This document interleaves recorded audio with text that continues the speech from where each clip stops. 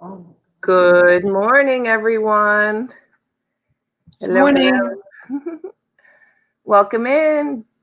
Hey, good morning, Shamrock Pixie, Destiny in the house. How are you? Mark and T. Picker. Thank you, Mark. Literally just woke up. Yeah. Oh Myra, good morning. Thank God you called me.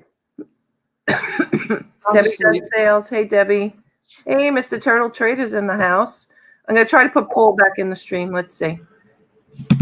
Paul, can you hear us? I'm not hearing. I don't know if you could hear me. I'm not hearing. We can hear you. All right, let me type in the chat to check his mic at the bottom left. Webcam, microphone, speakers.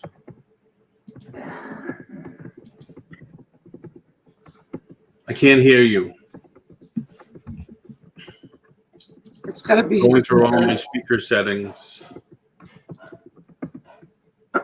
Ask him if he has. There you are. All right. I believe. Can you hear us now? Yep. Oh, now I never see you two wearing headphones. No. No, maybe once in a blue moon I'll wear them. My kids always tell me to wear them, but I have headphones. I have a pair of headphones sitting right here, but no. Let's see if I can hear you better with headphones.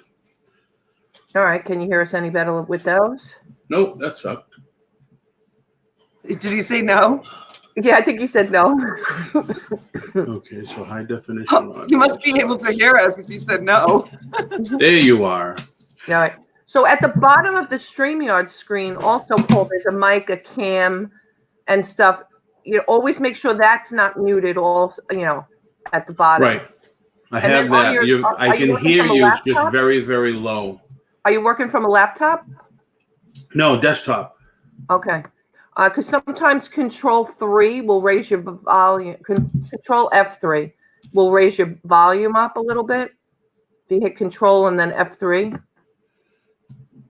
Go ahead. Keep talking. All right. Is that any better? Is that going up higher? No. Okay. That's all right. This is actually this is a good practice, because if we're going to have you on for an auction, we want to make sure we get all the technical glitches out as well, to make sure everything's working. At least I'm on, right? You can hear me okay? Yeah.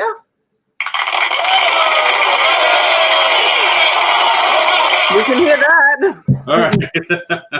Special effects. I like that. We need special effects at the auction. I'm usually the one going doom doom doom doom doom doom. What is that you're playing, Paul? Oh, it's a special sound device thing? Yeah, the light from my screens are really bright. Yeah. There it is. Oh, that's cool. But there's a lot of them, yeah. Oh, I like that. Where'd you get that? I don't know. They were on clearance. I think I bought about a dozen of them. Oh, I need to buy one of those from you. I'll have to, but the problem is I'll have to find out where I put the rest of them. Oh, jeez. Look at all of your collections behind you. What are those men behind you there? Star Wars? Beatles collection, some stuff. Action figures, statues. All kinds of stuff. I used to own a comic book store and a collectible store way back in Massachusetts. Oh, you did? Yep. So how did you find us, Paul? How did I find you? I don't remember. I think I go through all the YouTube stuff, and oh, wait a minute. You were on Dwayne's Mothership Products. Yes. That was it. I watched him. I started watching him. I probably watched about 3 or 4 of his. And then I saw yours, and then you promoted yours. So then I came over there. So what part of Massachusetts are you from again? Well, this is really bad because the volume's really low. I'm originally I was born in Charlestown, and then I moved to Somerville. You're a townie? Just for the first 5 years of my life. Oh my gosh. So when we moved to the United States, we lived for the first year of our life, we lived in Porter Square. Porter Square, Somerville, yeah. Yeah, right next to was it the big Johnny's Food Master or Yep. something? We were immigrants back then, so we were renting. It was the third floor of a 3-family house. It was just adjacent to the big supermarket there in Porter Square, and our apartment caught fire. We had only been in the United States for I think seven months. We didn't even speak a stitch of English. My father did, and the whole entire house caught fire and burnt down, and we lost everything. Wow. What part of Italy are you from? Messina, Sicily. I was born in Messina, Sicily. My grandfather's from Palermo. Oh, you're kidding. No, and the rest of my family's from Naples. Okay. Well, Palermo is very close to Messina. Yep. So have you ever been to Sicily? When we moved here to St. Cloud from Kissimmee, we took a cruise. Okay. And we did the whole right side of the boot all the way down to Sicily. We saw where they filmed The Godfather. Yeah. And then up to Rome. That's in Catania. Catania, yep. Yep, that's in Catania. And did you go to Messina? No, I think we just stayed there. We saw the tour for The Godfather up the mountain there, and did you go to Taormina? Yes. Yep. Yep. It was great. It was really great. Well, that's my homeland. You know, that's I've been back to Sicily and Italy more times than I can count on my hands and toes. Not as an adult. When I was a little girl growing up, we would go back every summer. We would spend. Wow. And I know it's really amazing. Like I think back, like it was almost like the day after school let out, the suitcases were packed, and my dad would send my mom and us 4 children back to Italy for 2 months. We would go there for 2 months. Wow. And I used to be so mad because, you know, as a young girl, I wanted to stay home and play with my friends in the summertime, but I would have to go to Italy and, you know, spend my summers in Italy. Ooh, poor me, right? Yeah. I look back now and I'm like, I liked it. It was our first time there. I liked it. My wife didn't like Rome too much because it's too touristy. Kind of like Manhattan. Yeah, it's too touristy. It's too commercial and too touristy. I like that. I like the hustle and bustle, and you know, I like that stuff. Yeah. But believe it or not, all the times that I've gone to Italy, I've never been to Venice. Venice was nice. They were a little rude to us. I mean, I understood because people ask the same question over and over and over again, and I can understand the people getting upset. Like, read the sign, you know. Right. All right. So let's go back to Boston. So you moved to Somerville. Moved to Somerville, and then in '86 we moved to Reading. Oh, you're kidding! Yeah. Wow, we almost bought our first house in Reading. We must have like bumped elbows. We like walked in the same circles. My husband and I, when we got married, we almost bought. It was a huge, enormous 2-family house right next to the library in Reading, in North Reading. No, not North Reading, in Reading. Do you know where I'm talking about? Yeah, because we lived on Vine Street, right across from the train tracks, which is right up the street from the library. The library, yeah. We almost bought that house, but then we ended up buying a house in Saugus. Okay. Yeah. So we bought. How long ago did you leave there? We left. I think it's either 14 or 15 years ago now. Let me see. My daughter was 2, and she just turned 16. So that means 14 years ago when we moved to Florida. So we've been here 14 years. Did you listen to? Did you do any talk radio listening when you were up there, like WRKO or anything? Oh yeah, of course. Howie Carr? Yes. Did you ever hear commercials for Two Guys Smoke Shop? I can't remember. Why was that? What was that? Because me and my buddy, I had a store. I had a video store in a building that I owned in Somerville on Broadway. I needed more space, so I had the building, and I said, let's open up a smoke shop. That was in 85. Yeah. And then I think a year later, you were young. You were young in 85 opening up your own first business. Oh, my first business I opened in 79. But okay. I'm 60. I'm 60 or 61. Okay, so you've got 5 years on me. So, yeah. So he still has, a year later. Sorry, T. Just hang out there for a second, T. Oh, sorry. Okay. Yeah, T. A year later, I had 4 stores, and I gave my end of the smoke shop to his brother, and they still have it going today. It's the biggest cigar store in the country. You're kidding. It's in Salem, New Hampshire. Okay. No, I know. If your husbands ever need cigars, let me know. Wow, yeah. My husband and I actually, when we first met, we bought a smoke shop together. Did you? The funny thing is, and don't tell anybody, but we opened the smoke shop and neither one of us smoked. We both smoked. Thank God we don't anymore. As the old style smoke shop with cigars, cigarettes, and comic books and magazines and all that. That's what we had. Yeah.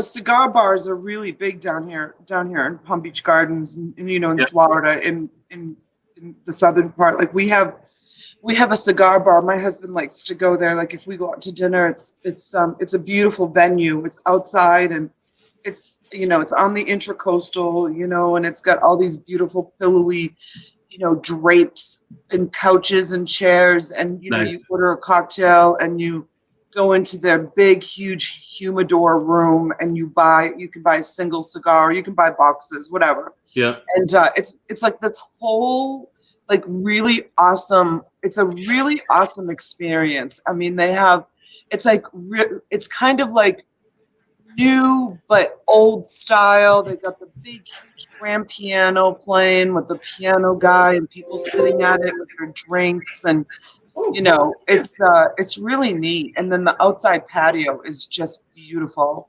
That's the laws up there and everything are changed so much that they put a lot of restrictions on everything. Oh yeah, anything that has to do with smoking. I mean, even this vaping now, they're outlawing that. And I don't blame them for that though, because people are dying. Yeah.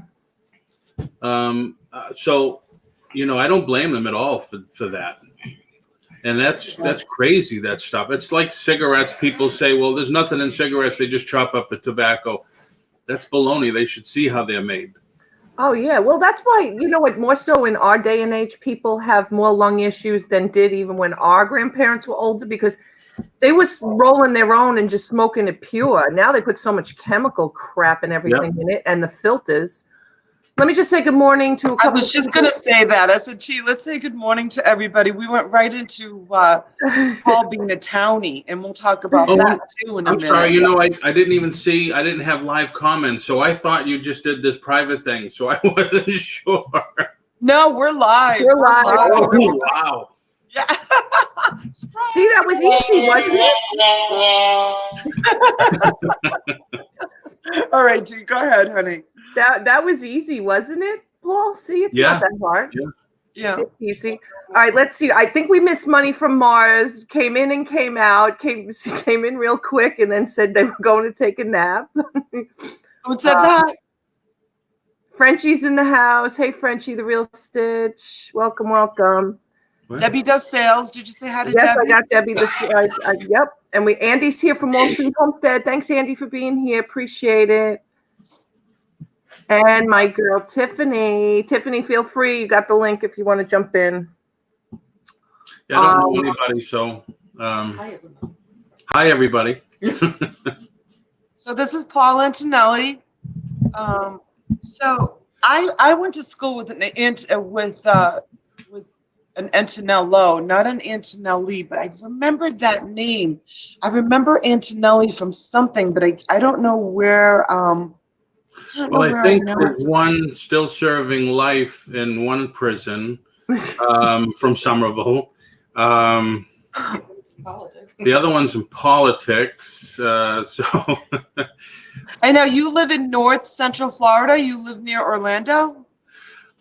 Well, yeah, I could walk to Orlando border. We used to live in Kissimmee. We lived in Kissimmee for 11 years.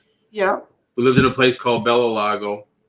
And I mean, I heard you say you're paying 400 and something for an HOA. Ours was 278 there. And my wife, who's just sitting on the other side of the screen here, would bitch every time she had to write the check for that. Oh yeah, it's terrible. So We've been paying it for 10 years. And we can't even park my husband's truck in our driveway. yeah, I got tagged once because, as you know, I'm a realtor, and the side of my truck was all, wrapped, and it was in my driveway. And I just came home for lunch. I went out and I got a tag on it. Yeah, it's amazing. So here's the thing: if you are a homeowner and your vehicle has an advertisement on it, they'll write you up. However, you can have a realtor or a contractor come in to the community if they're coming to do business with you, as long as like the homeowners are not even to have the truck like in the community during the day. You're not allowed to have any writing on the truck if you own the truck and if you're a homeowner in the community. Yeah, commercial advertising. It's crazy. It's absolutely crazy. Yep. They're so strict. Yeah, we moved to St. Cloud because my wife works at the airport. And where we lived in Kissimmee, the road was one way in, one way out. Yeah. So now we can go everywhere. And instead of an hour drive for her to the airport, now it's 25 minutes, 20 minutes. So what brought you to Florida? We wanted to start a new chapter and get away from. What year did you come? I bought in 12. The home was finished in 13. One day I got my son. I said, let's go for a ride. He says, where are we going? I said, we're going to Florida to buy a house. That was the year that we got a foot of snow from Christmas to New Year's every single day. Yeah.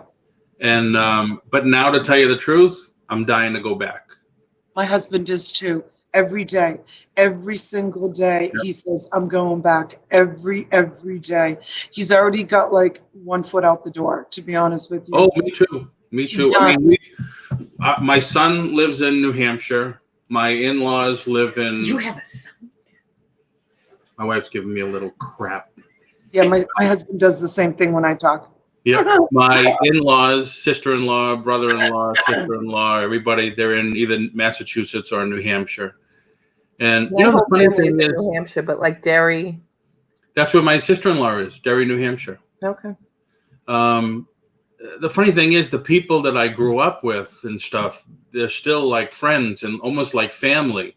And down here, I find that I make acquaintances. My husband says the same thing. Yeah. My husband says all the time, I don't have any friends. It's amazing. He says it all the time. He says, I miss my friends. I miss my friends. Like, he's still friends with all the kids. He's still friends with the kids he went to nursery school, elementary, and high school. Yeah. And they still call him. And, they're always like, buddy, come on, come back home. We had a really successful business when we lived up in Massachusetts on Bennett Street in Lynn. My husband owned a commercial welding shop, and it was a union shop. He had union workers, and we sold that to move to Florida to open a family business.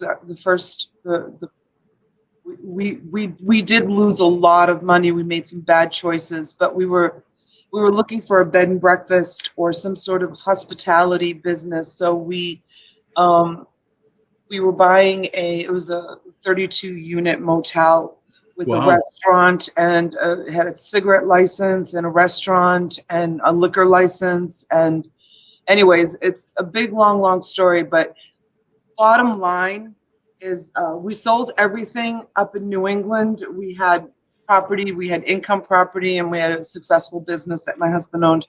And we came to Florida, and Florida beat the living shit out of us. Mm-hmm.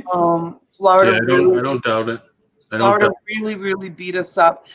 In addition to some really bad business investments that we made, which people make bad business investments all the time. Hey, listen, when you're an entrepreneur, when you are an entrepreneur, you've got to take the good with the bad. And my husband and I are both entrepreneurs, and we always, it's like gambling. I mean, T, being an entrepreneur, I mean, we are not punch the clock. We've owned probably 5 or 6 businesses easy together, and I can tell you maybe 2 were successful.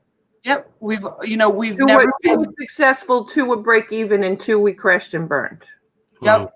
We've never been 9 to 5, clock punchers. Before I became a stay-at-home mom, and started having my babies, I worked for Winston Flowers.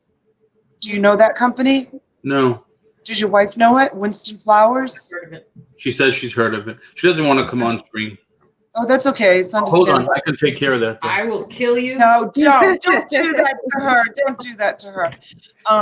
But anyways, Winston Flowers, they had, they still do. They're like Boston's premier florist, and they had a store on Boylston Street in Boston, and I ran their Boylston Street store. I mean, my daily deposits would be between like $20,000 and $25,000 a day. That's how much money. One store, and they had 18 stores. They had one on Newbury Street, one on Boylston Street. I ran their Boylston Street store, right where the marathon ends, right there at right where the Trinity Church is. Yeah. And so, even though I worked for them, I was a manager, so I was responsible to work 60 hours a week as a manager. But I kind of still, if I needed to take time off, that was really my only like punch the clock job. The rest of my whole entire life, I've always been an entrepreneur. So, made some bad business decisions when we moved down here to Florida. And then our son got really sick with cancer. And then he died. Thank you. And then he died. Our 11-year-old son. So when I say Florida has really beat us up, it's beat us up, financially, emotionally, mentally. So my husband's ready to move back. Like if I said to him, let's just pack up the house and go tomorrow, he would be out the door just like that. Yeah, me too. I don't want to go. I don't want to go. I want to try to make it in Florida. Well, you know what happens? A lot of people, when they come from New England and they move here, and then they start missing the seasons, and because all we have is summer and summer light, I call it. They go halfway back. They're called halfbacks. They'll go to Kentucky, Tennessee, the Carolinas, so at least they could still enjoy their seasons. And that's why we want to go from New York to Delaware. We don't want to come to Florida. I mean, even we were thinking South Carolina, but that's even too far south for us. It's supposed to be really well, it's nice. I mean, I have friends that are realtors up there, and I look at it as, well, from here to home, it's a 24-hour drive.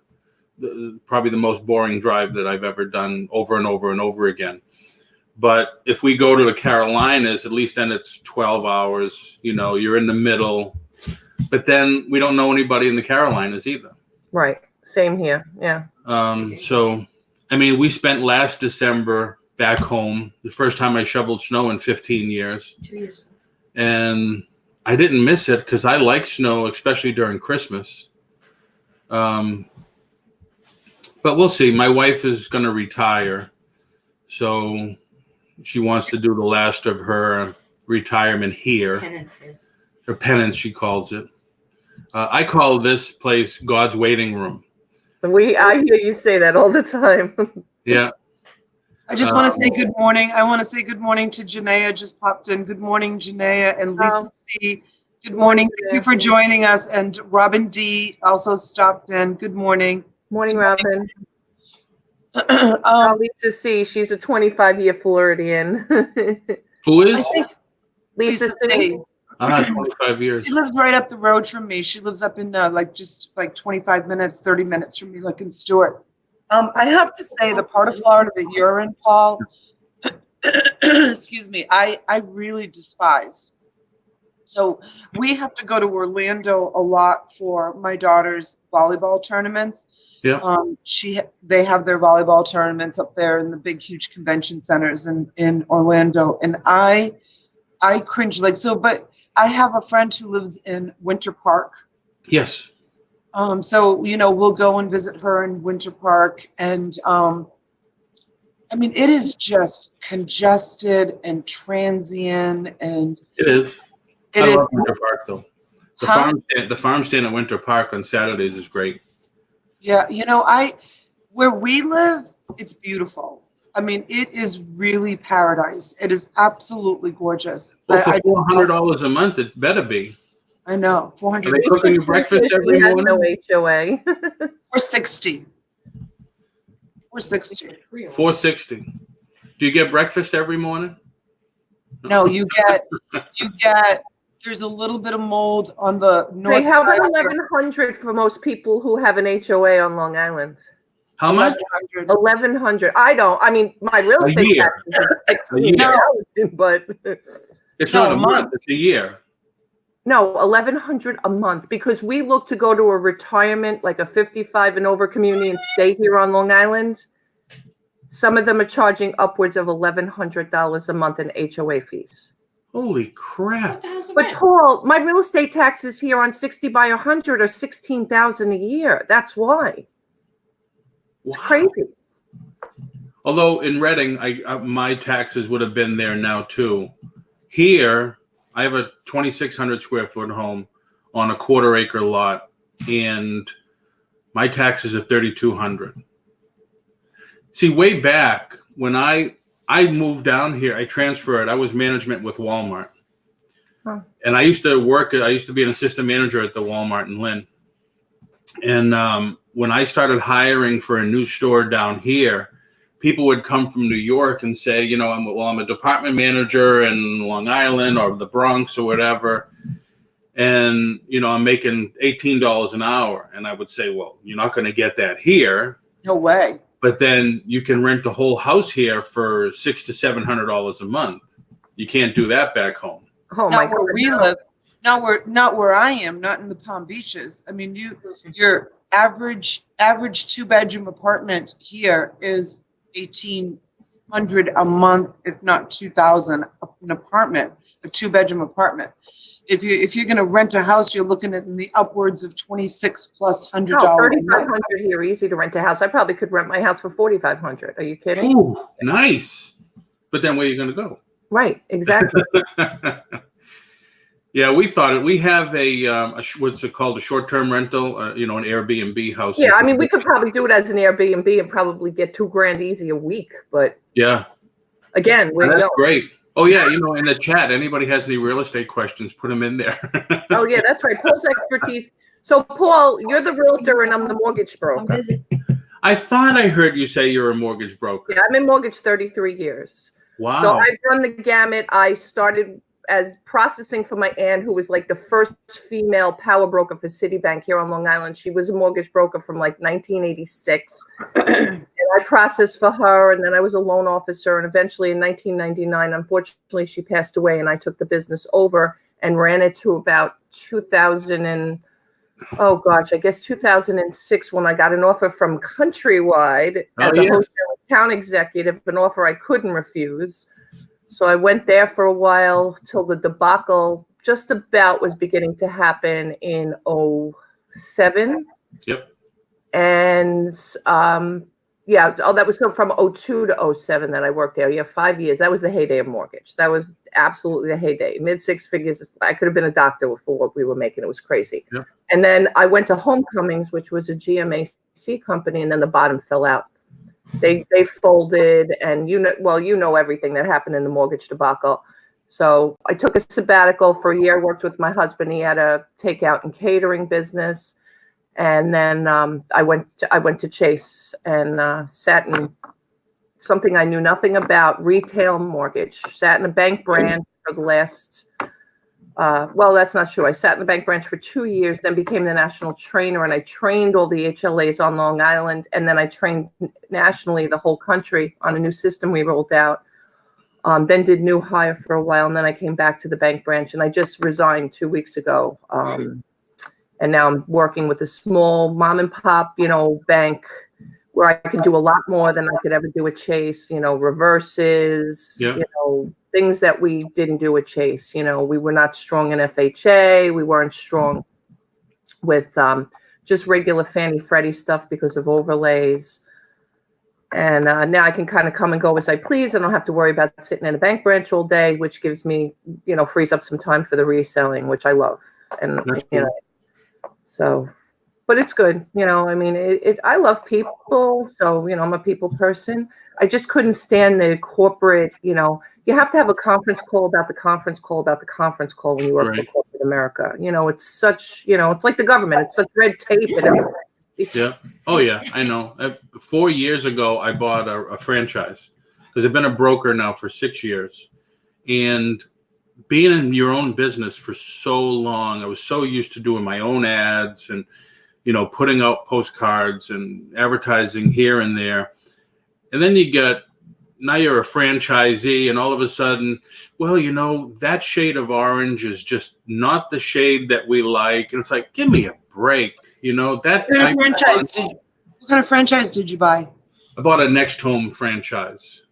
And what? And it's called Next Home. What is that? It's a real estate. It's a real estate franchise. Oh.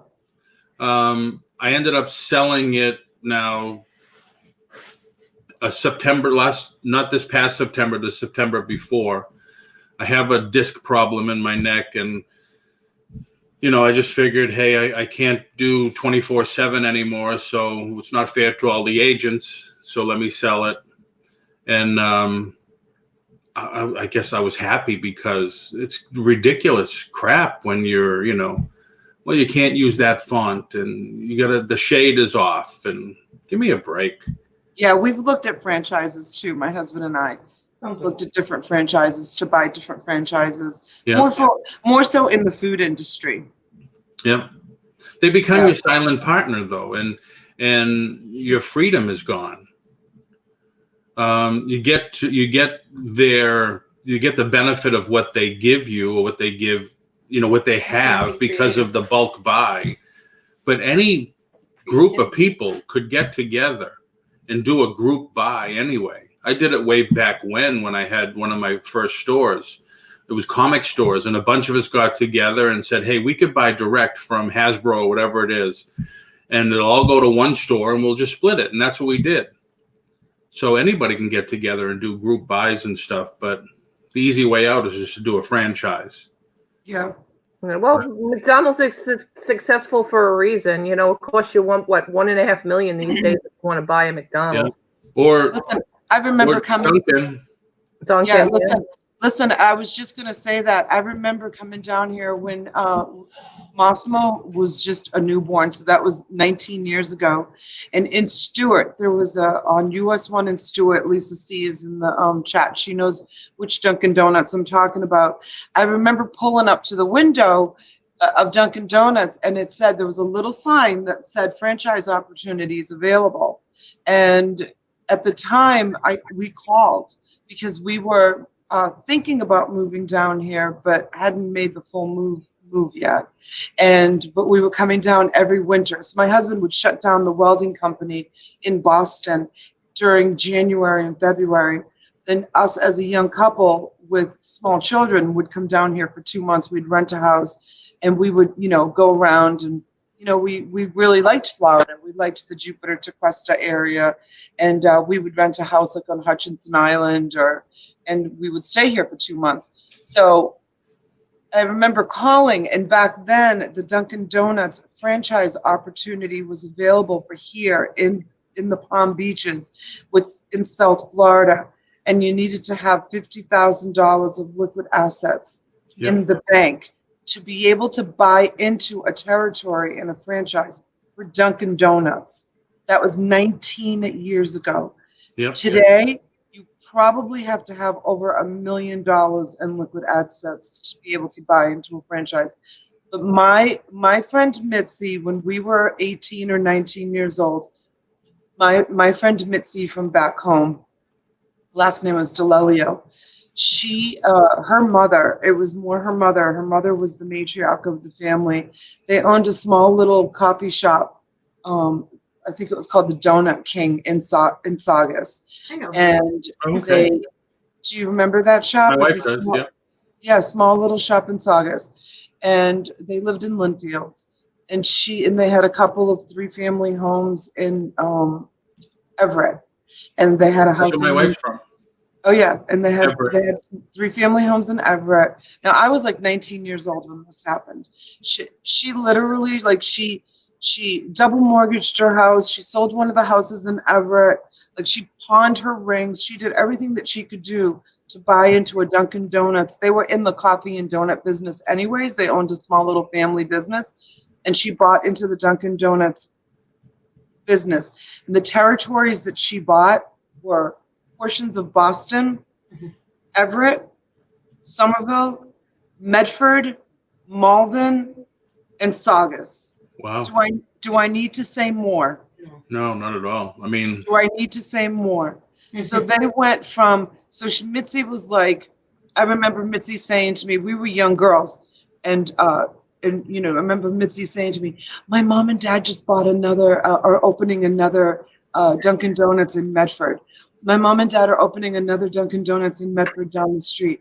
My mom and dad are opening. It was like grow. This was back when Oh, yeah. Dunkin' Donuts was like boom, boom, boom, Yeah. and they were Dunkin'. Within your territory, you could have so many Dunkin' Donuts, and then it got to the point where she was no longer telling me how many they owned. I don't believe it. I believe And it. they bought this when my son died. They offered us their home. So all the kids, the parents have now passed away, and there's 4 kids, and they all run the business. And they bought a house in Newfound Lake, New Hampshire. Do you know where that is? No. It's a little secret hideaway of a lake, Newfound Lake, and they bought a mansion up in Newfound Lake. And when my son died, we went up to New England. We did a big memorial for him. And do you know where Angelica's is? Yes. Yeah, at Angelica's. So Angelica's is owned by the Continental. Okay. You know the Continental restaurant on Route Yeah. 1 in Saugus? Yep. That's owned by the Kirkoulis family, and Paul Kirkoulis and my husband are best friends. And that's Okay.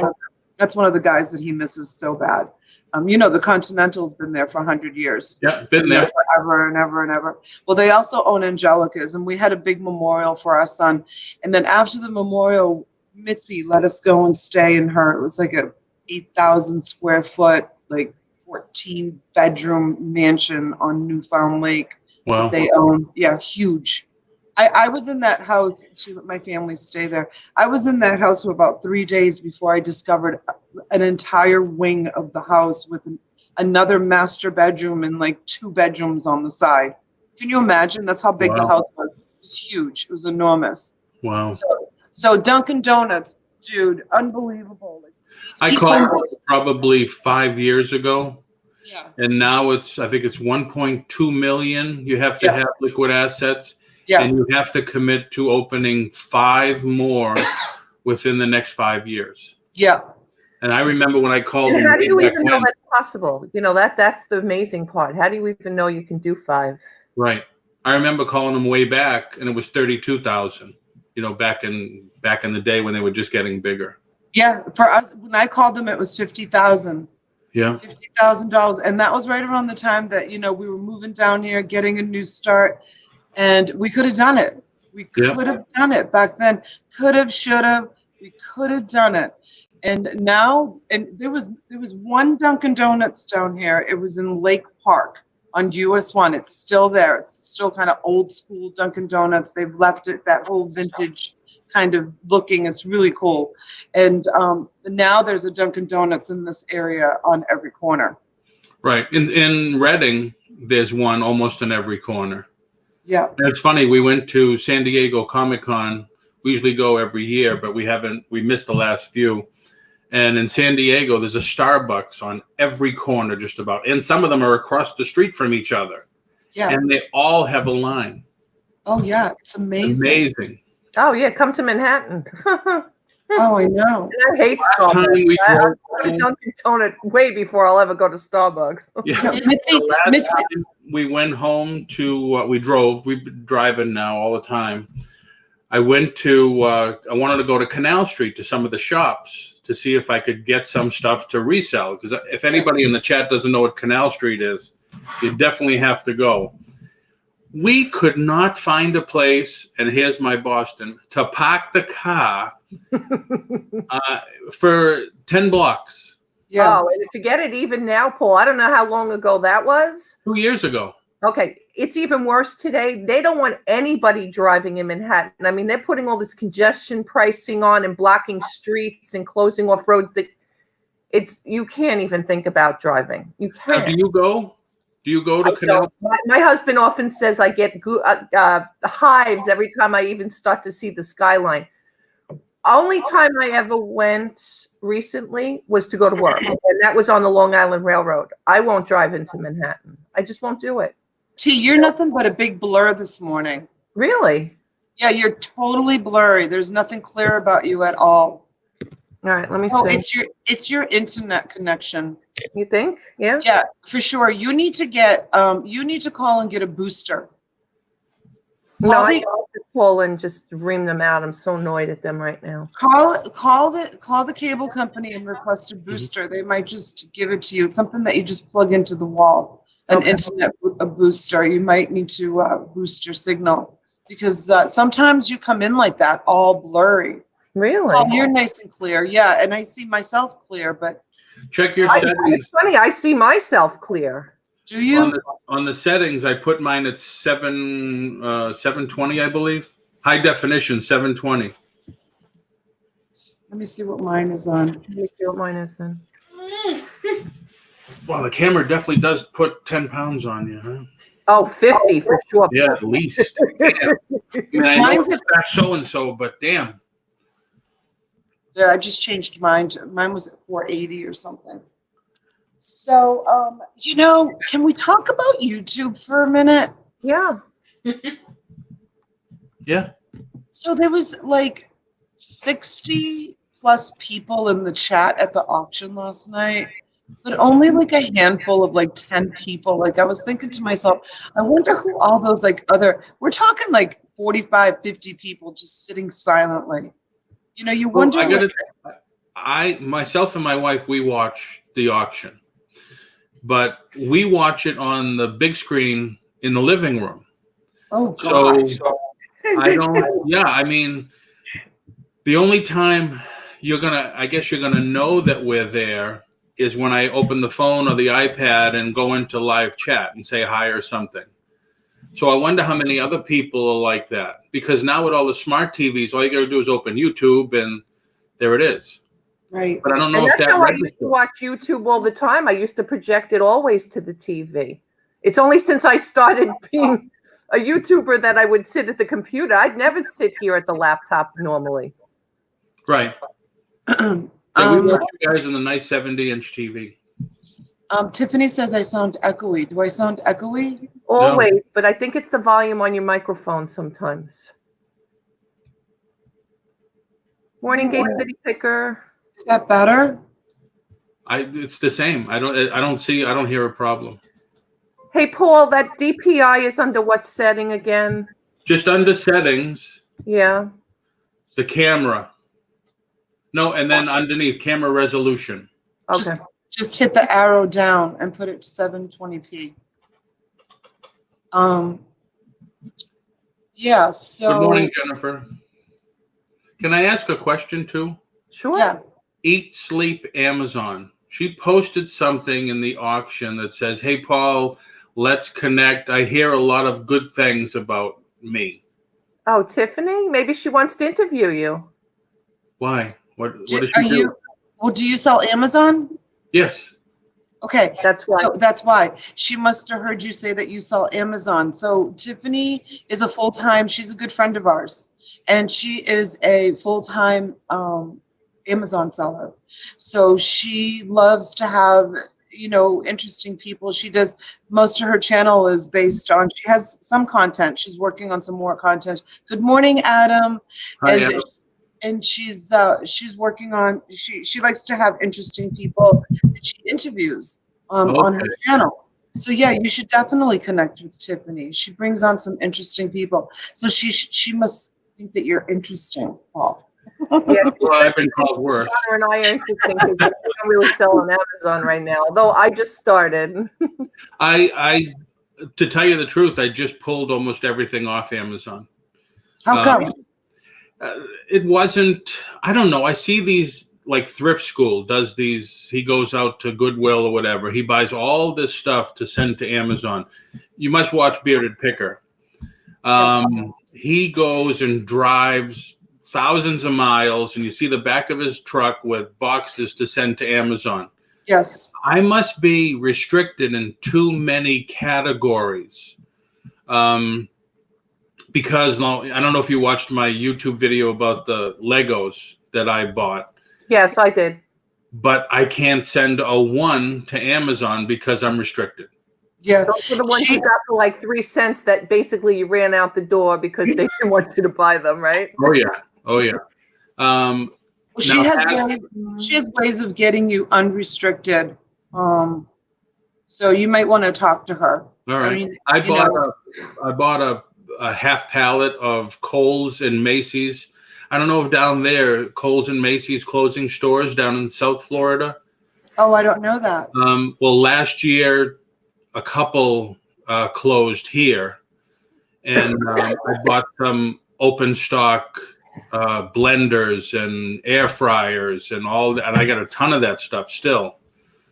And I tried to send them before. I was restricted. Now I can send them for some odd reason. Took me 3 to 4 months to get unrestricted for Hasbro. I had to send invoices directly from the company. They really put you through hell and high water. Yeah, that's probably what she wants to talk to you about. All right. Yeah, she's sometimes on. In fact, she has the link. Tiff, if you want to jump in, feel free to jump in. She's been on with us in the morning. I used to have a radio show here in Orlando 5 years ago. And when the station sold to All Sports, we all left. And I'm probably the only one that didn't do their own podcast. So they all call me, hey, Paul, you should advertise on my podcast. And I said, well, how can I do that if my ex-producer is doing his and I don't advertise on his? And so they keep telling me, you got to do a podcast. And I have to do it. I just got to get off my ass and do it. You know who I was friends with when I lived in Boston? I'm still friends with him on Facebook, and every once in a while he'll shoot me a message. Not so friendly with him anymore, like, that I talk to him like on a regular basis. WBCN, Big Mattress. Yeah. Charles Laquadera. Charles Laquadera, yeah. Wow, that's cool. Yeah. Is he still there? No, he lives in Hawaii now. Really? Wow. Yeah, that was always his dream. I actually decorated his entire house. He gave me his platinum American Express, and I went out and he got chosen. He lived in Newton, and he got chosen to be part of like the Newton house tour for the holidays. And he contacted Winston Flowers, and Winston Flowers sent me out as their like resident designer to go and decorate his house with plants and flowers and orchids and stuff for the holidays. And that's how I met him. But instead of just doing that, he gave me his credit card, and he's like, I've been wanting to buy he had an indoor pool in his house.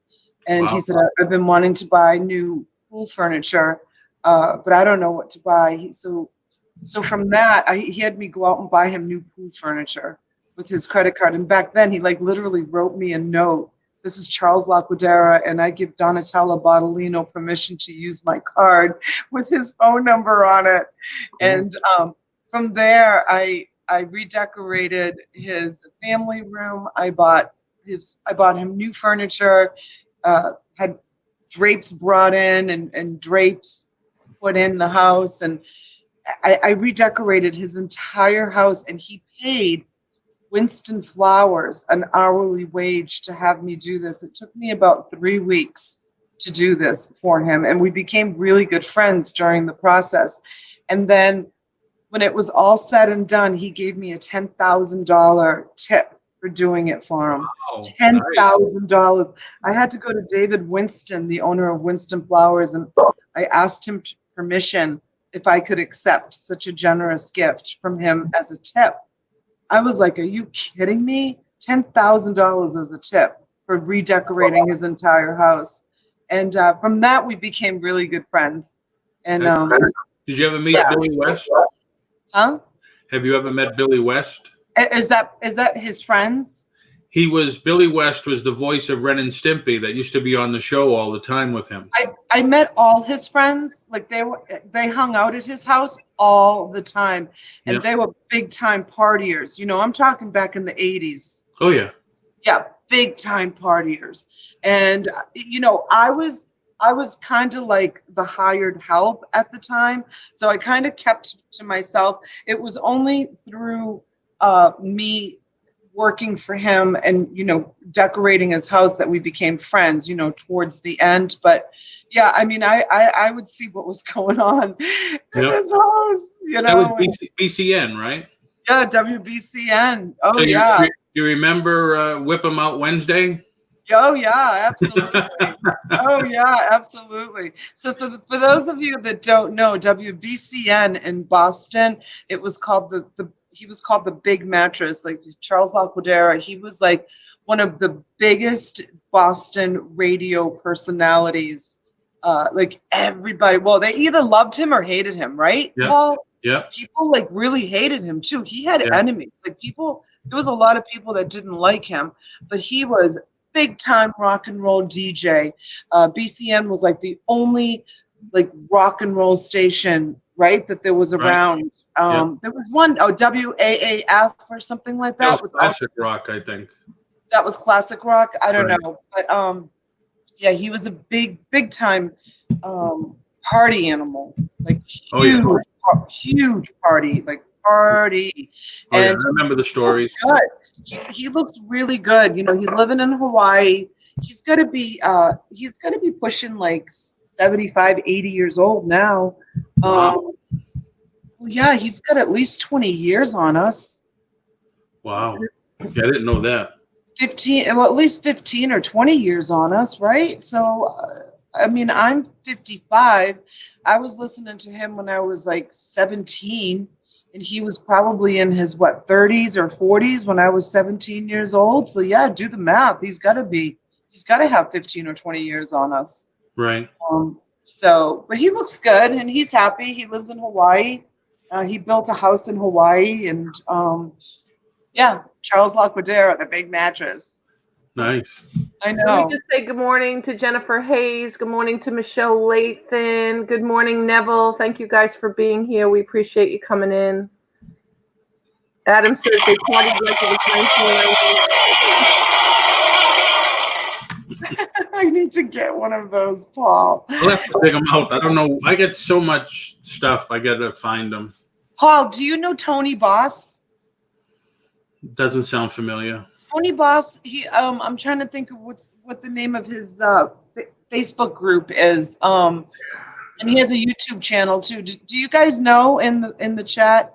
Hi, Val. Hey, good morning, Texas Val. Tony Boss. Neville too. Hi, Neville. He lives up near you, in the central part of the state there. The last time we were in Orlando, I tried to meet up with him, but you know, when I'm in Orlando, our schedule is like so crazy. It's all about volleyball. Do you have any good flea markets down where you are? I only know of one flea market, which is in Stewart. Lisa C probably knows which one I'm talking about. It's called like 3Ds or something, but it's not. It's usually like it's mostly brand new vendors. Brand new stuff like socks. Brand new stuff, yeah. They're very few. Like I like to for old vintage stuff, you know, and there's very few. It's hard to find a good flea market here. Hey, you remember the flea market in Lynn? Lynn?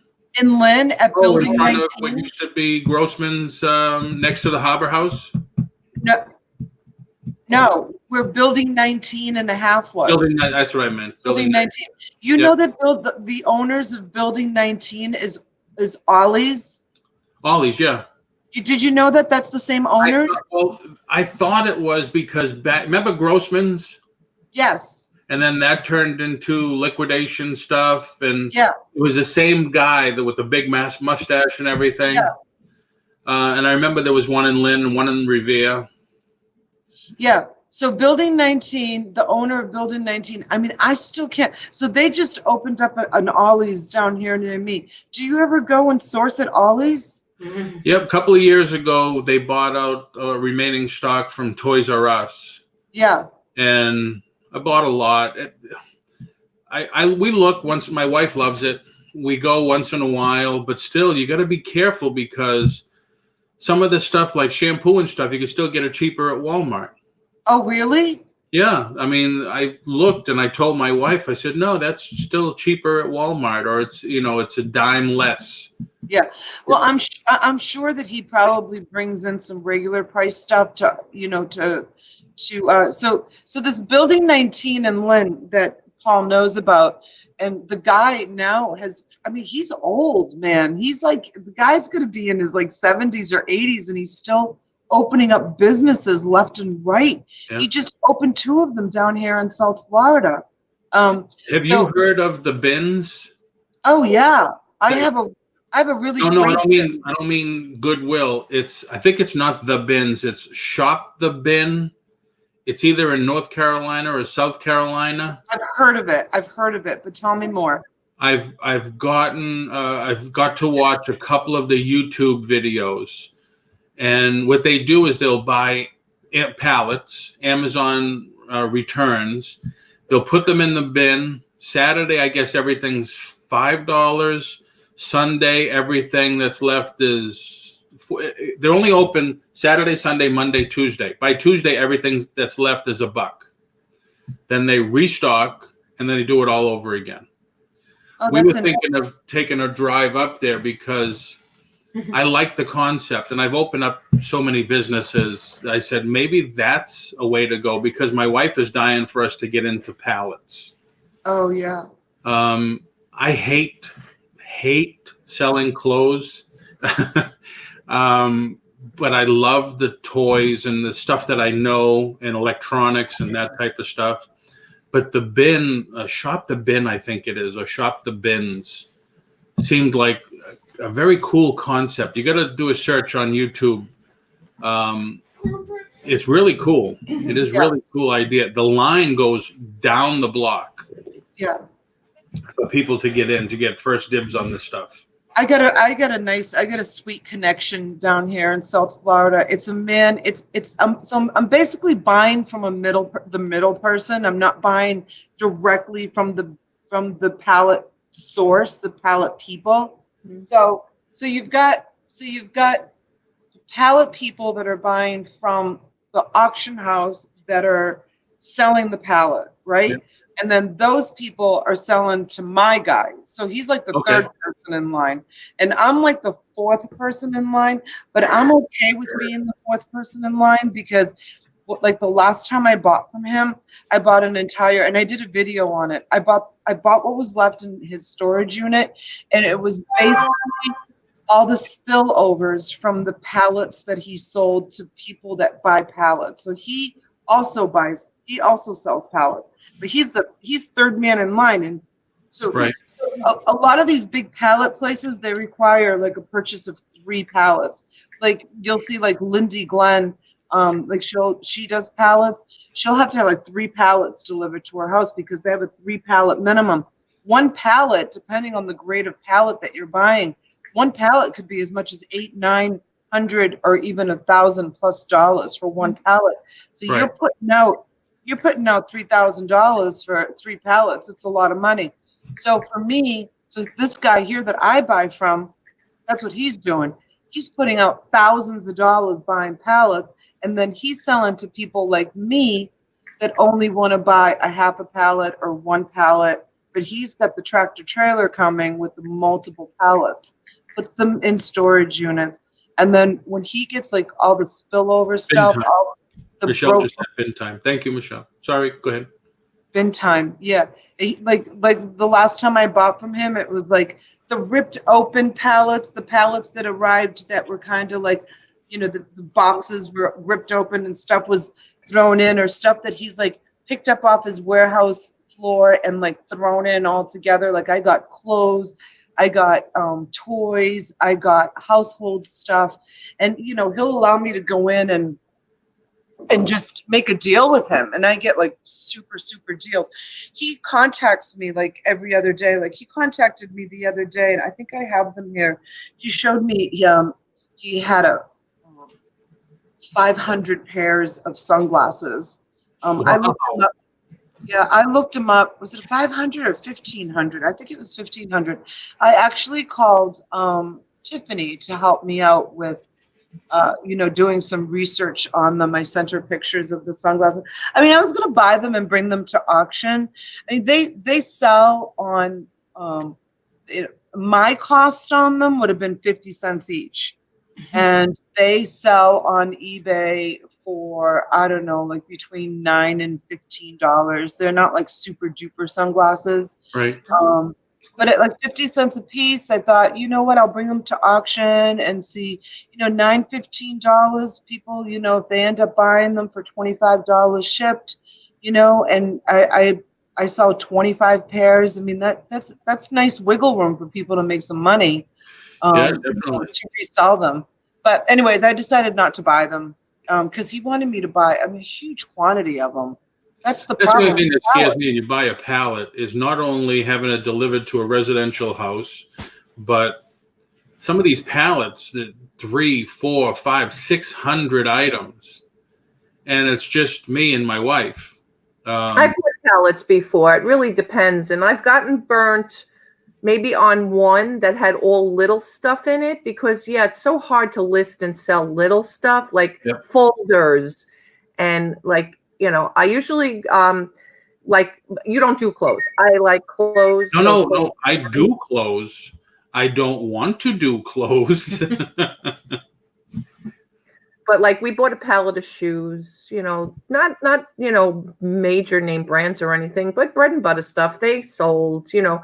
I can't think of a pallet other than one that we actually are losing money on, but some of the stuff is still selling. So yeah, and then the room is an issue with me too. Like the pallets that I bought of the toys and the clothes that ended up in my garage, like my reselling business suffered a little bit because remember I couldn't get to the pallet to send out Darlene's box because I wanted to add to the box, and then there was some other boxes that I needed to get to that part of the garage, and I couldn't get to it because I had these huge pallets in the way that I had to liquidate out to even get to my other merchandise. So, I mean, unless you have an empty garage, which I don't because I run my business out of my 2-car garage, or you have a warehouse or a storage unit, it's really hard to buy pallets. Right. Well, that's why our goal for our next house is a 2-car garage. Has to have a 2-car garage. I have a 3-car garage, but I'm from New England, so there's no basements here.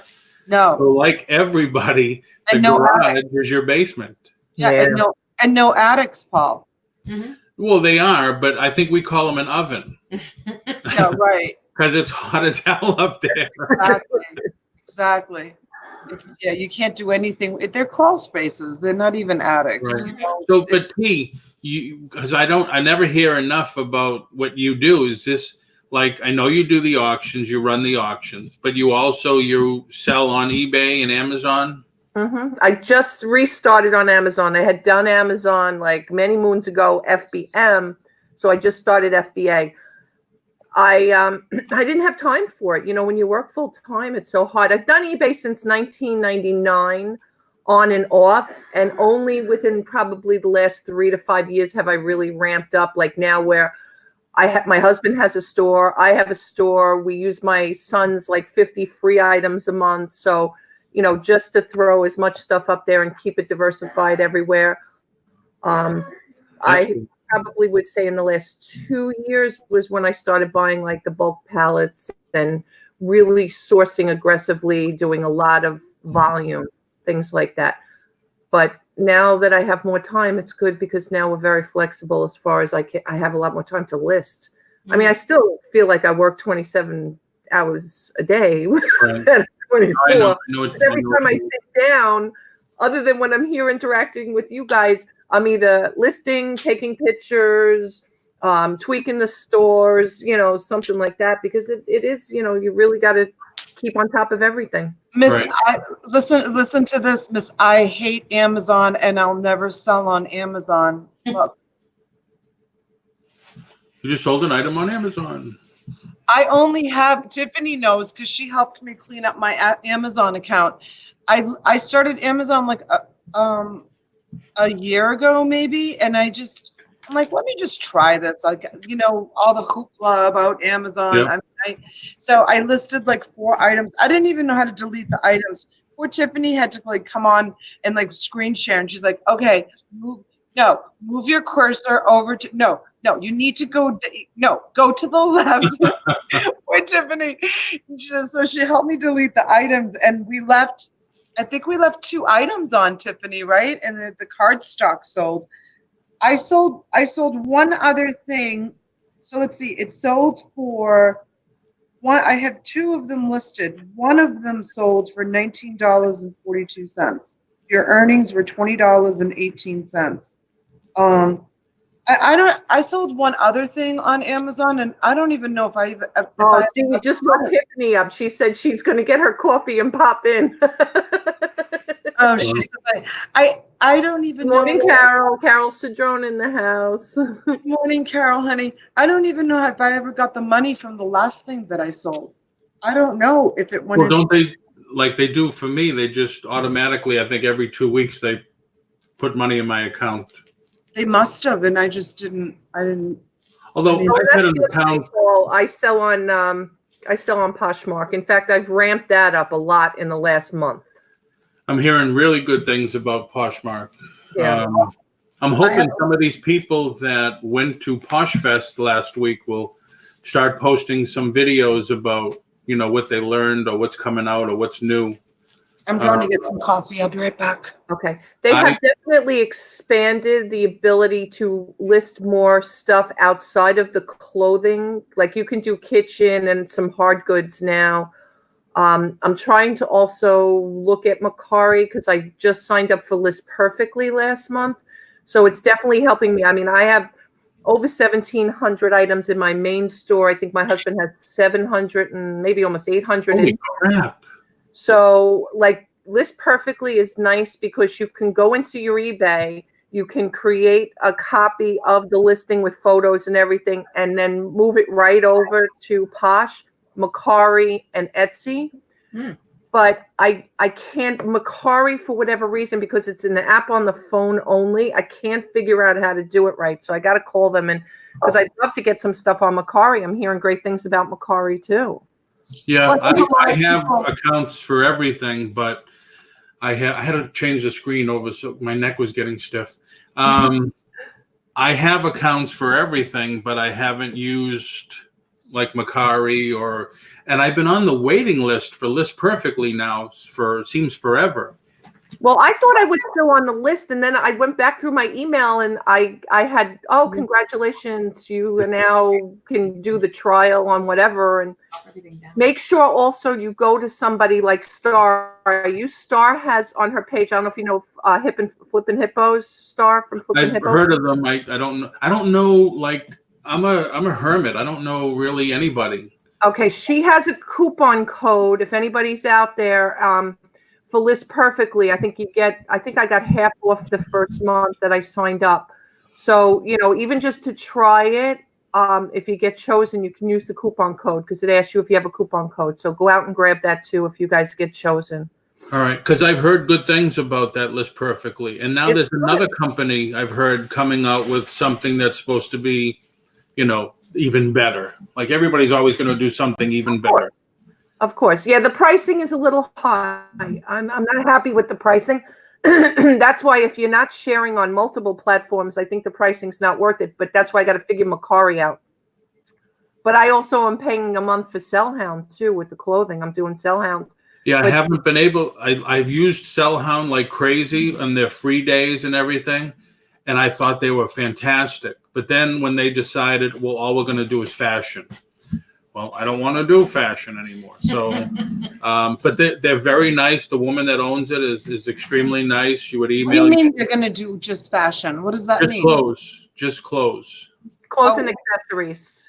They Yeah. weren't doing just clothes before? You could do No, anything? they did. I put everything up there, a blender, and because they know how to do the titles to get the right whatever they call it. So people will search for it, the right phrases to use and that type of stuff. So I use them for a lot of different things. They definitely know how to set up the keywords, because I will tell you, if you Keywords, look yeah. back now at the store's history since we started using Cellhound, probably close to 70% has all been every listing that's come from Cellhound Yeah. in the clothing category. Right. I see, that's the other thing too. Like I've been on Amazon now for probably 6 years, but I've only started to use it the last year. I've been on eBay since before it was eBay. I had a store that we used to advertise in a magazine called Toy Shop, which went all over the world. So I started a mail order business. Then we started to do more business on, I think it was Auction Watch before it was eBay. And then it became eBay. And it's like, well, what the hell do I need the store for? I'm doing more business through here. But now then I'd let it go and come back and let it go. So now I need to, because I'm a stay-at-home husband. But I have to do more business. But if you start doing, $49 a month for this, $20 a month for that, $30 a month for this, it's like Turn into your profit. Yeah, it's like the same thing with the real estate business. The people that make the real money are the people that sell things to the agents. So, I mean, I don't know. I don't know how many other people in the chat, how many people use different things, and how much are they paying a month to run their business? Because, I mean, List Perfectly, if it does a lot of platforms, I think it is $49 a month, isn't it? No, it's $69. It's a lot of money. Holy crap. When you consider you got to pay List Perfectly $69 a month, then you're paying your eBay fees, and then in your promotions, $215 for Cellhound, and your $215 for 150 listings on Cellhound. and your PayPal fees. Yeah. I mean, come on, do the math. What's left if you're buying? You saw my video about going to the thrift shop and buying, thrift shop prices. Forget it. Unless you're buying like I am, storage units and getting huge quantities of stuff, how do resellers even make it? Or Paul, buy if you're going to be buying pallets.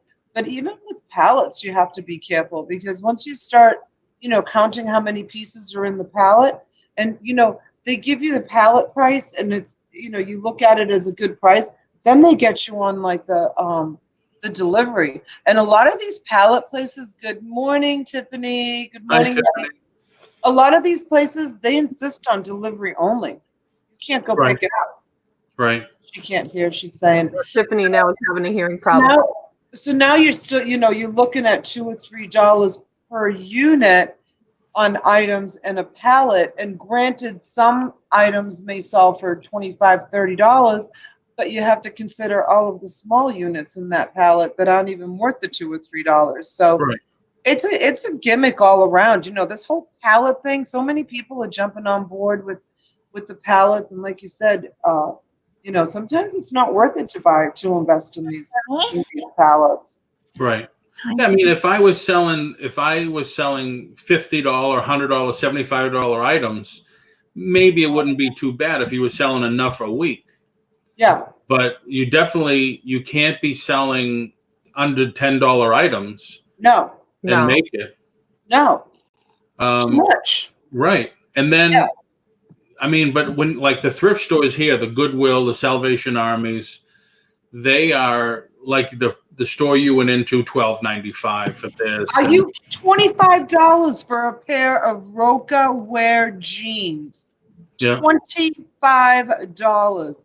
You know, I didn't want to say anything bad about that thrift shop because it's kind of like in our community, but I don't know if I did say anything bad. I have to kind of like watch the video over again because I don't want to like hurt anybody's feelings. But all I did was tell the truth, right? All I did was show Yeah. price tags. And But if they're, like you said, if they're in your community, the prices have to be that high because they're paying that high HOA.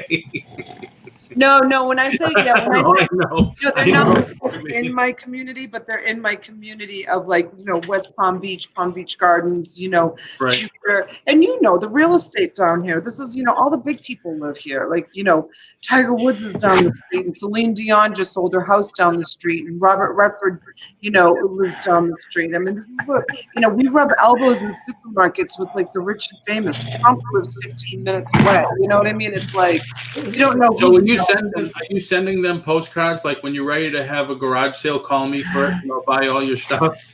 right. I have Sure. business cards that actually say something to that effect, Paul. Don't waste your time with the garage sale. Call me. Yeah, definitely. I That's mean, smart. I used to have an ad for comics and collectibles that I put on Facebook a million years ago, and I have to get that reconstituted and get it out there again, because the stores are just not, the thrift stores are just not cutting it. Auctions, I mean, I do some auctions and stuff, and those are good, local auctions. But to sell anything at a local auction when they take 35 to 45%, that's tough. Wow. Okay, so Paul, meet Tiffany. Tiffany, Hello. meet Paul. Hi, Tiffany. Oh, look at my face. It's breaking out. I don't have makeup on. You look beautiful, Tiffany. Who You're cares? Thank you. Can't Hold do on. anything. Who Okay. cares? So yeah, I'll so cover my face. Tiffany is our resident Amazon expert. Oh no, I'm not an expert. I Oh assure yes, you. you are. She does all things No. Amazon. And do you remember the cardstock that we left when you were like reviewing my account? Helping me like look at my account, Tiffany? Remember the Oh, cardstock that we left on there? No, I don't remember that because I didn't see it. I did I walked you step by step, but I She didn't. was so funny. She was like, "No, don't let me see the items that you're selling on Amazon. You're not supposed to tell anybody the items." And I'm like, I really don't care if you see what I'm selling on Amazon because I just did it as all I did was walk around in like my eBay room and I'm like, yeah, this is a I'm barcode. gonna hide my breakout. Let me see if I can So scan this. you sold something? I did.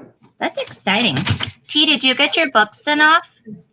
I'm ready to ship them. I have to call my good friend Tiffany on Monday.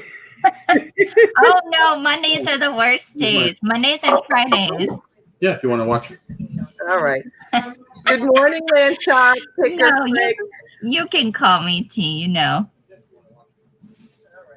Craig Yeah. said that he's got to recreate a new list perfectly, less than $69 a month, and undercut them. I'll be your first customer, Craig. Do it. Yeah, if the right code, do it. Cut your $70 trees down. a month. That's too much money. That's like crazy. So they get you in there with the free ads, and then they want to charge you $70 a month. You know what? I have to look back and see exactly what the coupon code included. I think the first month I paid, I want to say half price. With if you then took it for the next 3 months, then you get another discount. I don't know. I have to look again. Okay, but let me ask you this: did you All right. was it profitable for you? With the Well, items? like I said, because I can now bring all of my items over to Posh. I hadn't been listing on Posh in a long. I had like 10, 15 items on Posh. I now have like 200, and I've actually now had sales in the last 2 weeks, which I hadn't really had any sales on Posh, and it's because now it gives me the ability to free up time to just. It's like a click of a button, and now I post another item to Posh. So is it profitable right now? No, it's like any other startup, because that's what I consider it at this point with Poshmark. It's startup.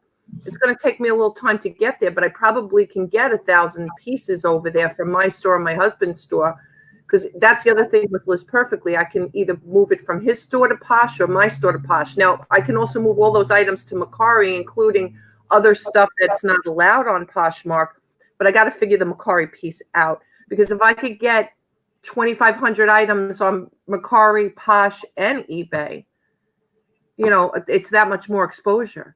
When you sell, I'm sorry, when you sell something on one, does it automatically take it off the others? There is a way that you can go into the List Perfectly platform and click delete, and it deletes it from all the other platforms. But it doesn't do it automatically? No.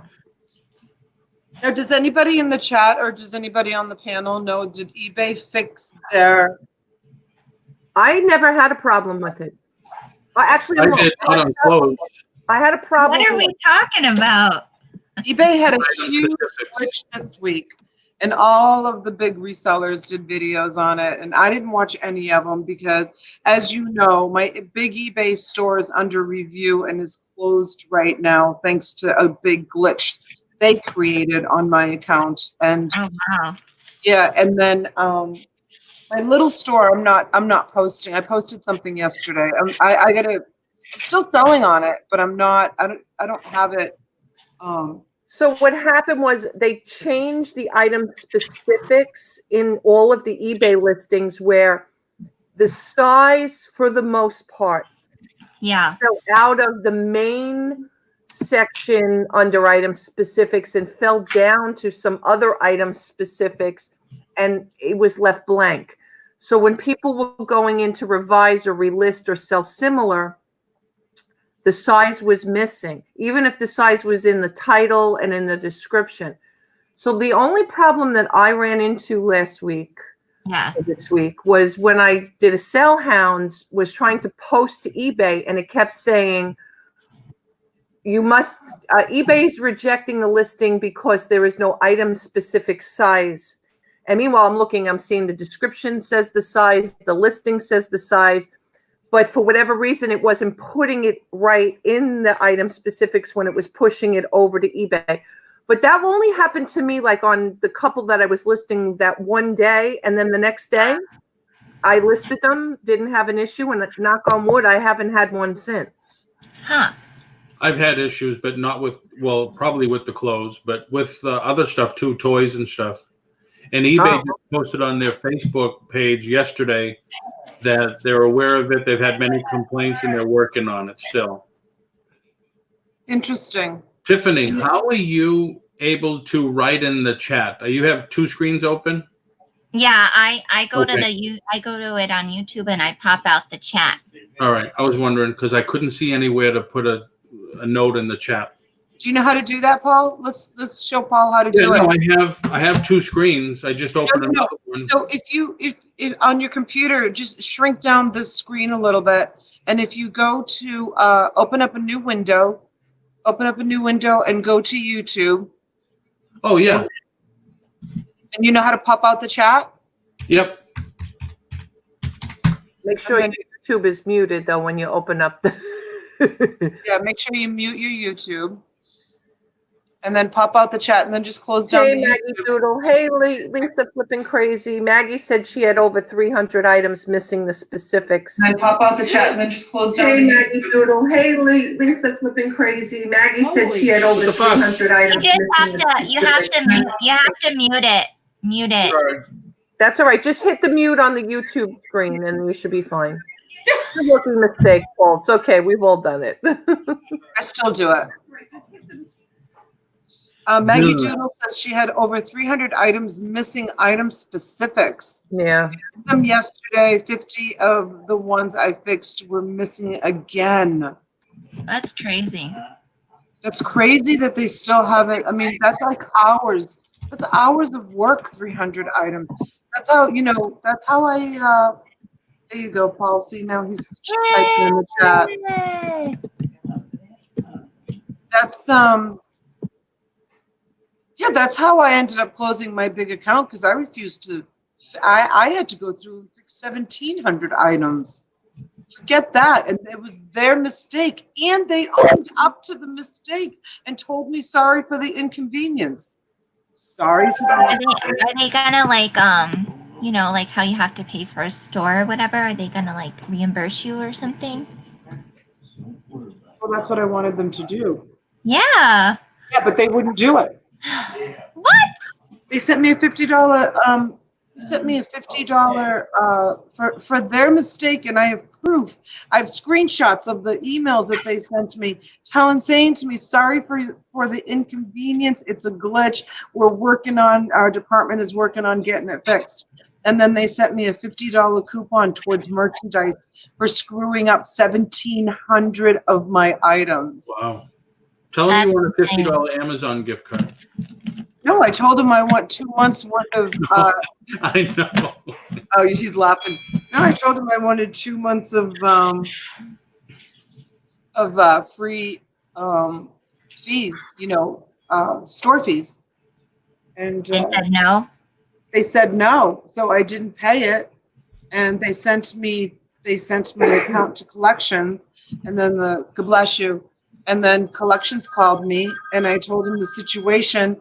And I said, I can provide you with all of the emails of them admitting to their error. And the woman was like, okay. She's like, okay, I see. You don't have to send me anything. I see all the emails. I have access to your account. And she said, I'm going to appeal this for you and get back to you. That was 2 weeks ago, almost 3 weeks ago. I still haven't heard from them. Wow. I don't care. They can keep the big store. I've already liquidated it into my auctions. Have you guys ever read this book? It's called Love Yourself Like Your Life Depends on It. I've heard of it. I never read it. Someone last night that I really respect and follow on Instagram was recommending this book. And then I just went on YouTube and started listening to an interview that the author had given. And now it just really makes me want to read the book even more because it's like so inspiring and motivational. So it's about a guy that basically he's like an entrepreneur and he started this business and it was doing really well, but he got so caught up in like the success and the business and the fame and all of that. And anyway, he just talked about like how he just became like so unhappy because he lost like the purpose of what he started the business for, So anyway. That's something I have to do eventually. What's that? Read a book. I go audiobooks, man. I just do. I don't read either, Paul. I've always been a bad reader, but Flippin' Crazy just said she subbed to you, Paul, and I went in and I didn't realize I wasn't subbed to you either. And you guys, I always encourage everybody to sub to one another, even if there's no content on the page, because you never know. I have a lot of videos on YouTube. Unfortunately, they're 99% real estate related, but they go back. I think my oldest one is 10, 12 years old. Yeah, that's okay. Do you have Appliance Direct down where you are? Do I have what? Talking to me? No, I'm sorry. No. Donna, do you have a store called Appliance Direct where you are? What would it pertain to? Jog my memory. Like scratch and dent appliances. It's an old Asian gentleman. He does commercials. He's like half-hour commercial spot there. Well, first of all, I don't watch television, so I don't know if he would do. I haven't watched TV in probably 6 or 7 years, to be honest with you, other than maybe my husband saying, come and look at this replay on this football game. You're not going to believe this. I mean, that's as much as TV as I watch. Okay. So there is a dent company that does, hold on, Ricky, that dent removal company that's down, they remove dents off of like appliances and cars and stuff, the big company. There is a dent removal company that's kind of big down here. I don't know if it's the same person. I don't know the name of it. No. On the Appliance Direct, I kind of ripped off one of his commercials. And I did a video on it. Oh. What do you But- mean you ripped off one of his commercials? I don't understand that. His big thing is in his commercials. Appliance Direct. If you don't buy from us, you pay too much. Oh yeah. I did the same thing. If you're not buying from me, you're paying too much, and it's just Oh yeah. It was kind of like So- Crazy Always Eddie. have to have You a little remember fun. Crazy Eddie in the 80s? Yes, he got out of jail finally, right? Oh, did he? Yeah, I'm pretty sure a couple of years ago. So it's so funny how like commercials like stick in our heads. Paul, do you remember this one? Silver Lake Dodge and Leasing on Route 9 Yeah, in Wellesley. Do you Yeah. remember that? Well, Yeah. my brother married the daughter of the man who owned that Silver Lake Dodge. That was like on TV. That was on TV. It was on radio. That Yeah. little jingle was like embedded in our heads, right? Oh, It's yeah. constant. And when he started dating her, I was like, oh my God. And I actually bought a car from them, after Wow. they started dating. It's a little tiny place on Route 9 in Wellesley, but they paid so much money on advertising that everybody knew that jingle. Everybody knew that jingle. Yeah. That's I how you believe do it. it. It was crazy. Yeah. Get something catchy, and stick in people's Embedded into people's Yeah. heads so that they remember you. Yeah, that's why I decided to keep my name.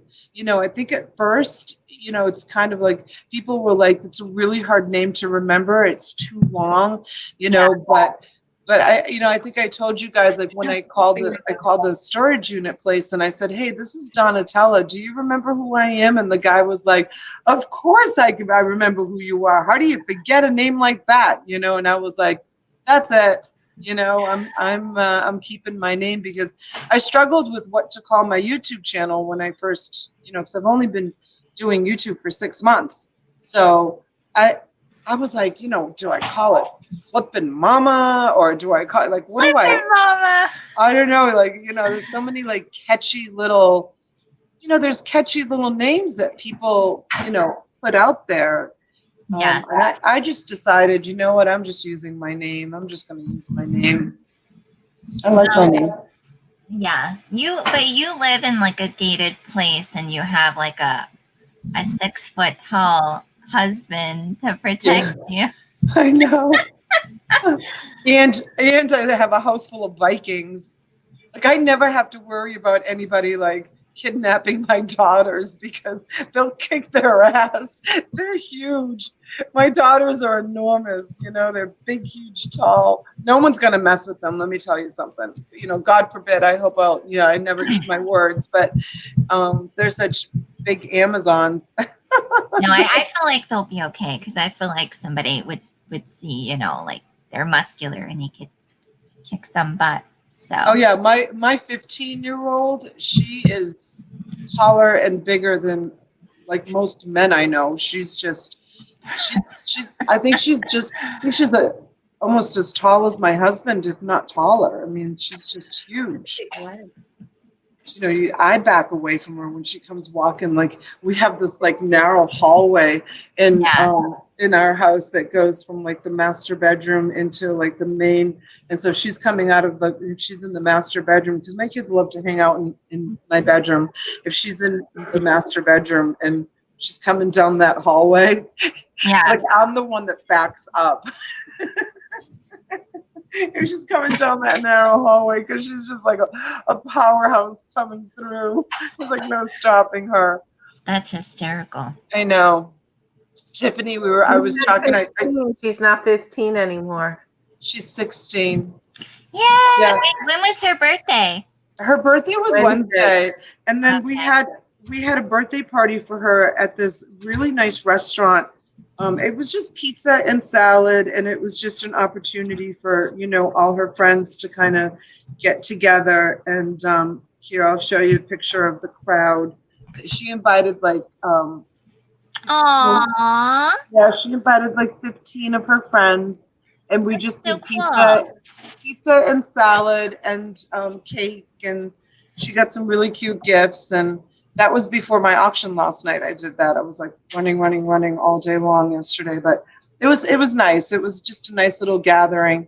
Well, I gotta hope my son's not watching this because we're doing a brunch for him tomorrow, so we can only do 1 hour on coffee in the morning, and I gotta. Is it his birthday? It was the same day, Wednesday. He Aww. was 21. My baby was 21. Her baby was 16. Same day. That's hysterical. My birthday is tomorrow. Happy birthday. Oh, you're kidding. Happy birthday, Tiff. Oh, Thank you. happy birthday, Tiffany. I wish I knew. Oh, that's I okay. sent you a little something. Oh, You we'll still have a haven't birthday sent me your party in the address. morning on coffee. Let's have a birthday tomorrow morning. Oh my God. Bring your birthday party hat in the morning. We'll have a Okay. party. I'll wear my ears. I'll wear these ears. All right. We'll have a birthday party for Tiffany tomorrow morning, you guys. Anybody who wants to join us. Where's everybody from? I'm from Long Island. What's your wife's name, Paul? Sandy. Sandy. Hi, Sandy. Don't shine the camera at her. She No, doesn't she want to doesn't be wanna on be on camera. camera, Don't do Paul. Sandy, Hi, come Sandy. in. Yeah, Sandy, don't come do in that some to morning her. when you're comfortable. When you're Yeah, comfortable coming in. Come here. Come here. Oh, you have a puppy? Oh, yeah. Come here. What kind of dog do you have? Sharpay. Oh, Sharpay. Oh, yeah. It was you. You posted your picture of your dog. Hi. Aww. Hey, good morning, Honest Review Toys. Welcome in. This is Thanks my for this coming. is my Oh, yeah, baby. yeah. Aw, yeah. Your Boston is so cute. This is Boston. I thought it was Boston. I thought I heard you My call dog Boston. is so camera shy. I can't get her to come on. This is my Is it- baby. Are you getting the hurricane bands down there, Donna? Yeah. Yep. Yeah, it's really bad here too. Yeah.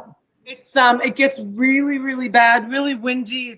It's like it's right now there's a band going by right now. That's why I keep looking to the right because it's some of them could be probably 30 or 40 mile per hour winds when that band hits, and then it dies right down. And then it dies right down. But it's cloudy. It's cloudy, but I yeah, just super, opened up super here. It's windy. really bad. Yeah, super, super windy out today. Good morning, Don. Bargain Hunter in the house. Good morning, Don. Oh, wow. Oh, he looks a lot like Boston. Yeah. Doesn't He looks like a smaller version. Does he have Australian Shepherd in him? Oh, Huh? Tiffany, your microphone is muted, honey.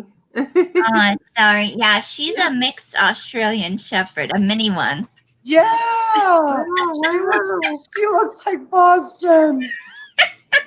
But So she makes the sweet. camera. So She would not sweet. come over here because she knows. Like when I'm talking to the computer, she knows. Oh, I'm but- Yeah. And They're she- so smart. They're so Yeah, they are. smart. Oh my God, so smart. All right. How when you do this, how long do you usually stay on for? In the morning now, when we do coffee, usually we're off by now. Oh, wow. Yeah, usually we're on for an hour, but sometimes, and we haven't done it lately, but we probably should. She has to build her hours on her channel in order to get monetized. So like we would do pop-ups and just kind of like just pop up and just, invite people and just talk about nothing. Some people call them working hangouts. We just call them like chit chats. Like when I was trying to get my hours and trying to get monetized, we would do it on my channel a lot. We would just do like talk about how just to do chit chat, just talk about whatever, and then invite anybody who wants to come in. So who's the Honest Reviews on Toys? That's somebody new. I met them about 2 weeks ago on another channel. I want to even say, was it on Superdell? It was either on Superdell or on Husa. I don't remember. Well, But they welcome. actually been watching our videos, and he's left some comments, about the auctions and stuff. So appreciate you being here. Yeah, I'm gonna subscribe to your channel. Excuse me. Can I just ask how? Because we're going to do this Wednesday, so I know my screens are really bright right now. I got to work on bringing that down. No, it's fine. No, you're fine, Paul. My Really? screen is very Yeah. bright. And the sound, it sounds okay. It Yeah, the sounds sound is okay, and this perfect. is how we'll key you in all by yourself. Yeah, it looks good. Your Your screen. background is really. like these sound effects. How do you do that? She's got a this little device. machine. Oh, that's cool. No, the only one suggestion I could make, Paul, is you can kind of see your computer monitor reflection. Yeah, right there. I don't know if there's any way to avoid that, though. Yeah, see, that's why I have, you see this picture here behind Oh, me? so it's not See a that mirror. picture? Yeah. Yeah, because the computer screen shines on the mirror, so that's why I have to keep that picture there all the time. Otherwise, you get the reflection from the computer. That works. Yeah. That works. I gotta move my desk out. But when I told you I was ready, I started putting my lots together in boxes. Yeah. You want And to give the audience a preview? I have like all my PDFs ready, so I know exactly what it is, what's in there. Like this is a Disney plush lot. So preview. So far, I know I have a Disney plush lot, a shoe lot. Now the thing is, I know you start where you add shipping. No, we don't. We include shipping. Well, Yeah. that's what I mean. But the shoes, it's 11 pounds. It's over 11 pounds. That's the problem, Paul. See, I can take the hit because I buy storage units. Trust me, if you get one bid on that, you're going to make $6 on that shoe lot Okay. by the time you ship it. Right, because I went to Pirate Ship. I opened up a FedEx account and I looked at USPS and I put it out to California just so we know. And the shipping alone, I think, was $30. Yeah. I have lost money on orders. I've That's lost where money you on have to shipping. start that lot at 35, Paul. You Okay. have to start that lot at 35. All right. You know, we don't have to start every lot at $25 shipped. We just want to start lots where, you know, it's free shipping. So I I have a hat lot. And so far, what's the first box? I forget. Hold on one second. morning, James.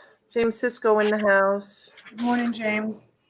I'm all out of coffee cream. I have a camera lot also. What I got like 3 Polaroids, couple in boxes, and that's a little heavy also. And then I'll put some new stuff in. And Sam, can you get me a box of those? The only time that I really start an auction higher than 25 is when I know, like, for example, the quote unquote like gaming lot that I had last night, that I knew there was a lot of really valuable stuff in it. I didn't start it at 50 because I needed to cover the shipping on it. Some things I do start to cover the shipping, but I started it at 50 because I knew that they would bid up high on it. So instead of just going, you know, $2 increments and then $5 increments, you know, just cut to the chase, and I went up high on it. Right. But, I have a gaming lot I'll put together. I probably have 20 games, PlayStation, GameCube, Wii. I have a couple of systems, PlayStation 3 and a Xbox.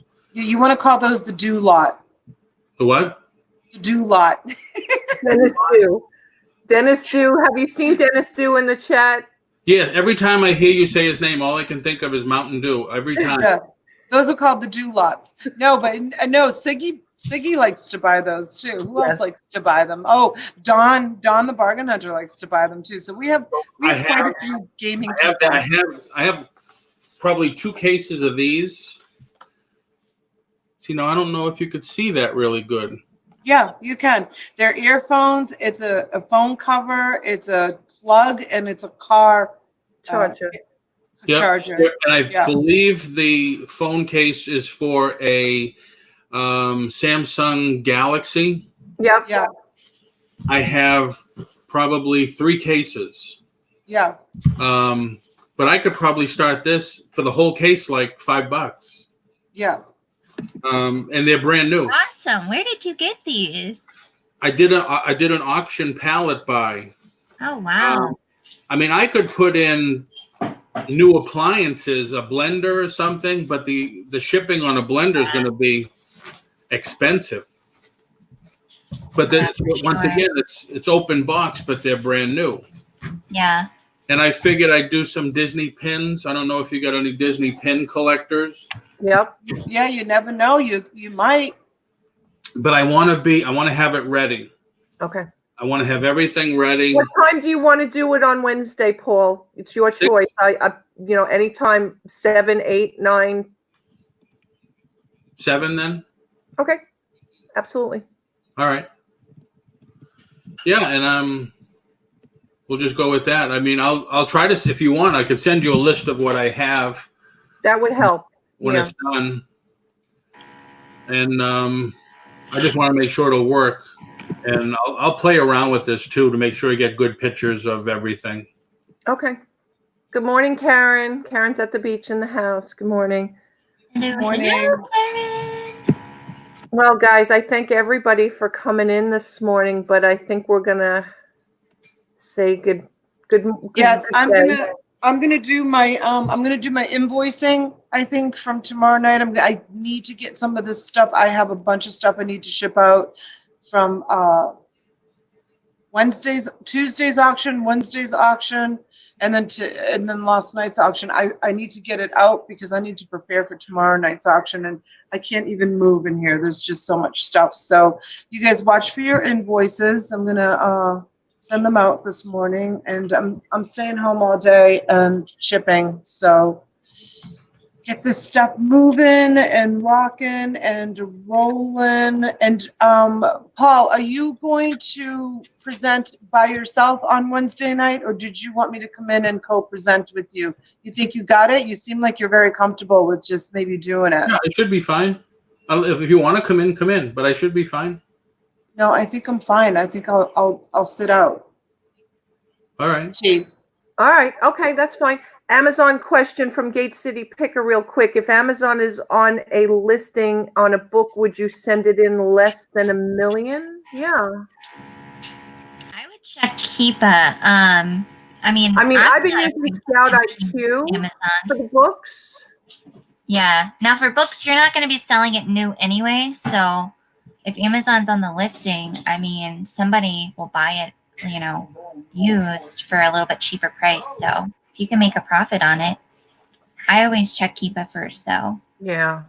So Yeah, I And haven't used Keepa yet. I have to get a little more in tune to some of the ones. I've just been using Scout IQ, which has been hard for the antiquarian. It's good. Yeah, but you know what? It doesn't seem to be picking up any antiquarian or collectible books, and I know they're on Amazon, but it's only picking up the books with the ISBN. Every time I get to a book that doesn't have an ISBN, 1970 whatever and earlier, it does have an ability to talk the cover. You can take a picture of the title. There's so many things you can do, but it always comes up not there. I mean, come on, Treasure Island. Nobody's selling a book called Treasure Island, really? Did you try to title search it? I did. So Okay. it's just weird. I have to figure that part of it out. Yeah. Yeah. All right. Anyway, guys, we're going to call it more Amazon questions in the morning because we're going to have a birthday party for Tiffany. So be here. Oh my God. Happy birthday, Tiffany. We'll see you guys in the AM. Thank you very much for having me. Bye. Stay